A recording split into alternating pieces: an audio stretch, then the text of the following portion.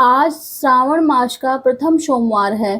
श्रावण मास और उसमें भी सोमवार, यह संयोग भगवान शिव को प्रसन्न करने का अत्यंत पवित्र दिन माना गया है। और इसी श्रावण मास के पहले सोमवार की प्रातः बेला में आप सबका स्वागत करती हूँ। भगवान शिव की विशेष कृपा आप सब पर बनी रहे, ऐसी हम कामना करते हैं। और इसी कामना के साथ चलिए आज की हमारी श्रावण मास कथा श्रृंखला आरंभ करते हैं। भगवान शिव ने कहा, सनत कुमार, अब मैं धारण पारण व्रत के विषय में बताऊंगा।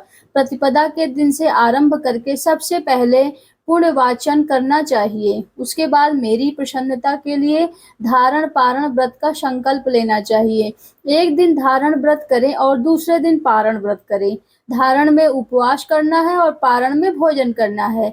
इस प्रकार जब मास समाप्त हो जाए तो व्रती को उसका उद्यापन भी करना चाहिए। और उद्यापन के लिए श्रावण मास के समाप्त होने पर सबसे पहले पुण्य वाचन कराना चाहिए। इसके बाद मानद आचार्य और अन्य ब्राह्मणों का वरण करना चाहिए।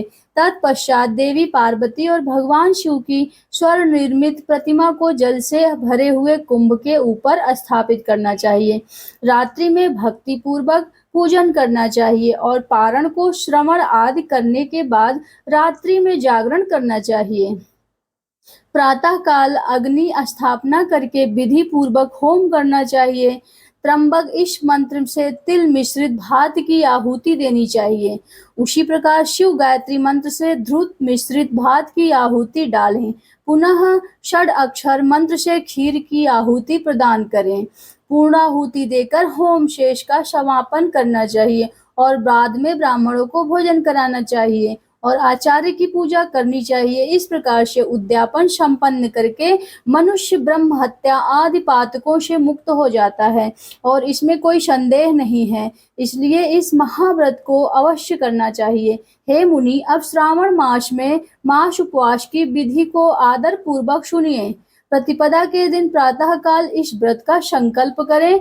स्त्री हो या पुरुष, मन तथा इंद्रियों को नियंत्रित करके इस व्रत को करें। अमावस्या तिथि को लोक का कल्याण करने वाले वृषध्वज शंकर की अर्चना करना, पूजा करना चाहिए। उपचार से करें। उसके बाद अपनी सामर्थ्य के अनुसार वस्त्र तथा अलंकार आदि से ब्राह्मणों का पूजन करें, उन्हें भोजन कराएं, प्रणाम करके विदा करें। इस प्रकार से किया गया मास उपवास व्रत मेरी प्रसन्नता कराने वाला है। हे सनत कुमार, मनुष्यों को सभी सिद्धियां प्रदान करने वाले लक्ष्य संख्या परिमित रुद्रवती व्रत के विधान को अब तुम सावधान होकर सुनो।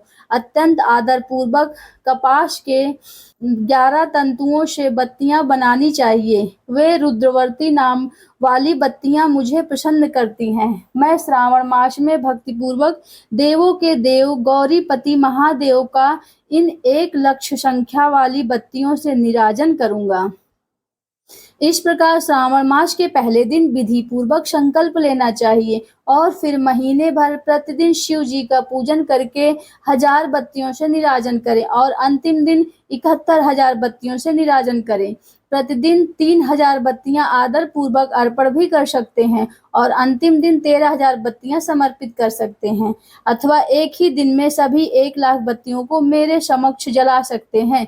प्रचुर मात्रा में कृत में भिगोई जो स्निग्ध बत्तियां होती हैं वह मुझे प्रिय है। यह सब करने के बाद मुझे विश्वेश्वर का पूजा करके कथा श्रवण करके भगवान शिव के मुख से इस व्रत के विषय में सुनकर सनत कुमार ने कहा, जगन्नाथ, हे देव देव जगन्नंदकारक, कृपा करके आप मुझे इस व्रत का प्रभाव बताइए। हे प्रभु, इस व्रत को सबसे पहले किसने किया और इसके उद्यापन में क्या विधि होती है? यह सुनकर भगवान शिव ने कहा, हे ब्रह्मपुत्र, व्रतों में उत्तम इस रुद्रवती व्रत के विषय में सावधान होकर सुनिए। यह व्रत महापुण्यप्रद, सभी उपद्रवों का नाश करने वाला, प्रीति और सौभाग्य देने वाला, पुत्र समृद्धि प्रदान करने वाला, शिव जी की प्रीति उत्पन्न करने वाला और परम पद शिव लोक को देने वाला है। तीनों लोकों में इस रुद्रवर्ती के समान कोई उत्तम व्रत नहीं है। इस संबंध में लोग यह प्राचीन दृष्टांत देते हैं। क्षिप्रा नदी के तट पर उज्जैनी नामक एक सुंदर नगरी थी। उस नगरी में दुसुगंधा नामक एक परम सुंदरी वरांगना थी, उसने अपने साथ संसर्ग के लिए अत्यंत दूसरा शुल्क निश्चित किया। 100 सुवर्ण मुद्रा लेकर संसर्ग करने की शर्त उसने रखी थी। उस सुगंधा ने युवकों और ब्राह्मणों को भ्रष्ट कर दिया था। उसने राजाओं और राजकुमारों को निर्वस्त्र करके उनके भूषण आदि लेकर उनका बहुत तिरस्कार भी किया था, और इस प्रकार उस सुगंधा ने बहुत लोगों को लूटा था। उसके शरीर की सुगंध से कोष भर का स्थान सुगंधित रहता था। वह पृथ्वी तल पर रूप, लावण्य और कांति की मानो निवास स्थली थी। वह 6 रागों और 36 रागिनियों के गायन में और उनके अन्य बहुत सारे भेदों के भी गान प्रक्रिया में अत्यंत कुशल थी। वह नृत्य में रंभा और देवांगनाओं को भी तिरस्कृत कर देती थी। वह अपने एक-एक पग पर अपनी गति से हाथियों और हंसों को उपहास करती थी। किसी दिन वह सुगंधा कटाक्षों और भौचालन के द्वारा काम बाणों को छेदते हुए क्रीड़ा करने के विचार से क्षिप्रा नदी के तट पर गई। उसने ऋषियों के द्वारा सेवित मनोरम नदी को देखा। उस स्थान पर कई ब्राह्मण गण ध्यान में लगे हुए थे और कई जप में लीन थे, तो कई ब्राह्मण श्री वाचन में रत थे और कई भगवान विष्णु के पूजन में तल्लीन थे।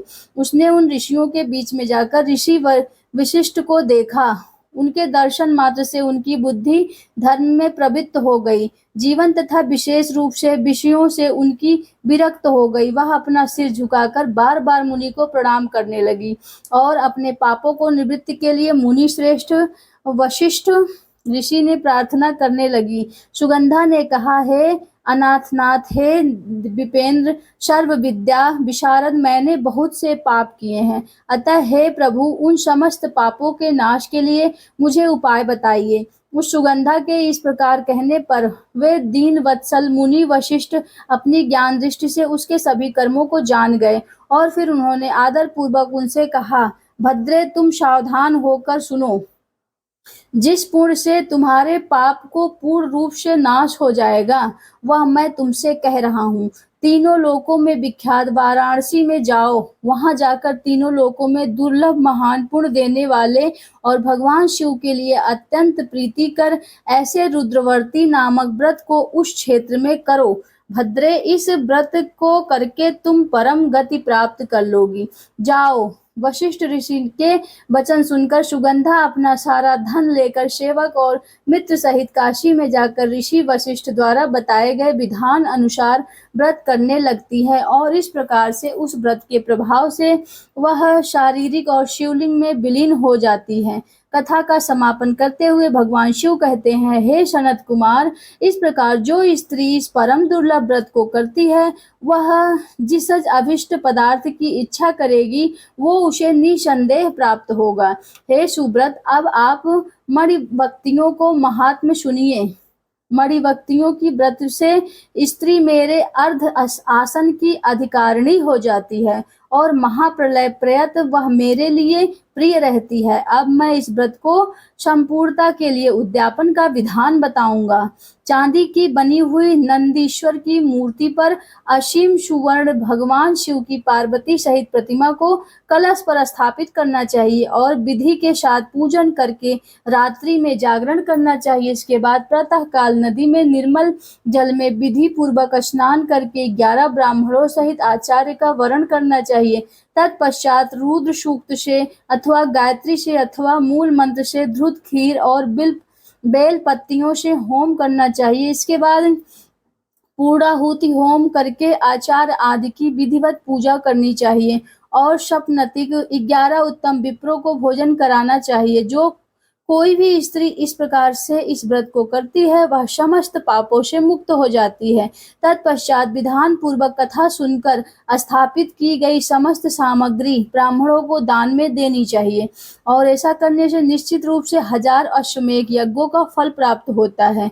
और इस प्रकार स्कंद पुराण के अंतर्गत ईश्वर सनत कुमार संवाद में श्रावण मास महात्मा अंतर्गत धारणा पारण और मास उपवास रुद्रवर्ती कथन नामक चौथा अध्याय पूर्ण हुआ। यह भी आज हमारी श्रावण मास की महात्म्य की कथा। इस प्रकार से अगली कड़ी के लिए आप हमसे जुड़े रहिए और प्रातःकाल अगली कड़ी के लिए धन्यवाद। हर हर महादेव।